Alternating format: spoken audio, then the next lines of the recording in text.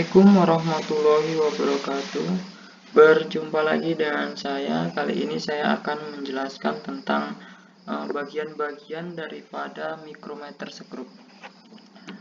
Mikrometer sendiri yaitu adalah suatu alat ukur mekanik yang berfungsi untuk mengukur ketebalan atau diameter dengan ketelitian mencapai 0,01 mm. Bisa dilihat pada gambar di sebelah kanan, yaitu di situ ada bagian-bagian daripada mikrometer. Untuk yang bagian A itu merupakan rangka atau bodi mikrometer atau biasa juga disebut dengan frame. Frame sendiri yaitu adalah suatu rangka dari mikrometer sekrup yang berfungsi sebagai rangka untuk meletakkan komponen mikrometer, juga sebagai pegangan terhadap mikrometer. Ini dia kawan-kawan yang namanya rangka atau body atau frame. Kemudian yang B itu adalah landasan atau anvil. Anvil itu merupakan batang kecil yang terletak di ujung frame. Ya kawan-kawan, di sini ada batang kecil ini namanya adalah anvil. Anvil ini bersifat tetap, artinya batang kecil ini tidak bisa bergerak. Fungsi anvil adalah sebagai penahan terhadap benda kerja yang akan diukur. Kemudian yang bagian C ini adalah poros ukur atau bisa disebut dengan spindle ya kawan-kawan.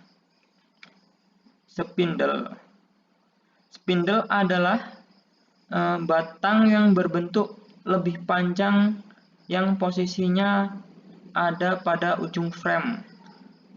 Jadi sekilas spindle ini memiliki bentuk yang mirip dengan anvil, namun anvil lebih kecil dan tetap, sementara spindle ini bentuknya lebih panjang dan dapat digeser. Untuk fungsinya itu sebagai penjepit benda kerja. Anvil ini yang akan menjepit benda kerja yang akan diukur. Setelah benda kerja dimasukkan ke dalam mikrometer, maka benda tersebut akan dijepit oleh anvil dan spindle. Kemudian yang selanjutnya itu ada thimble. Thimble adalah bagian berbentuk tabung yang terletak di luar sleeve. Fungsi thimble adalah untuk meletakkan skala nonius, kemudian thimble ini dapat berputar kawan-kawan. Dan setiap putaran thimble akan menggerakkan spindle. Yang E itu ada selubung atau bisa disebut juga dengan sleeve. Sleeve ini adalah lintasan daripada thimble. Sleeve berbentuk seperti tabung yang letaknya ada di ujung luar frame mikrometer. Fungsi utama daripada sleeve sebagai tempat diletakkannya skala utama. Kemudian yang selanjutnya itu ada ratchet ya kawan-kawan, atau disebut raket knob, berfungsi sebagai penggerak thimble. Artinya meski thimble bisa digerakkan, namun ketika melakukan pengukuran kawan-kawan, thimble ini tidak boleh disentuh apalagi diputar. Untuk menggerakkan spindle agar menjepit benda kerja, maka kita memutar raket knob. Raket knob ini memiliki mekanisme yang mencegah pergerakan berlebih spindle terhadap benda kerja. Kalau kita putar sampai mentok, maka akan terdengar bunyi pada raket knob. Itu tandanya spindle telah menyentuh benda kerja. Namun dalam kondisi ini spindle masih bisa diputar.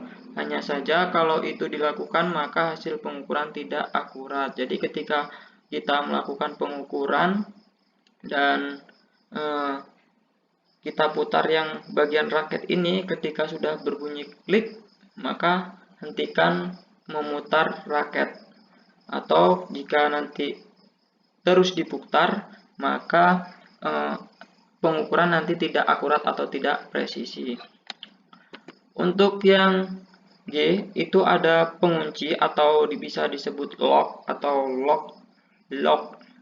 Lock ini berfungsi sebagai pengunci timbel agar tidak berputar, sehingga kita bisa leluasa membaca hasil pengukuran secara akurat. Kemudian yang selanjutnya di sini ada skala utama kawan-kawan, tapi di sini tidak saya garis, tidak saya tandai. Skala utama ini nanti yang akan menunjukkan hasil pengukuran. Pada skala utama ini akan banyak garis vertikal. Di sini terlihat garis vertikal. Kemudian ada satu garis horizontal. Garis-garis vertikal tersebut memiliki nilai 1 mm. Kemudian sementara garis horizontal dijadikan sebagai acuan untuk menentukan nilai desimal. Mungkin sampai di sini penjelasan dari saya.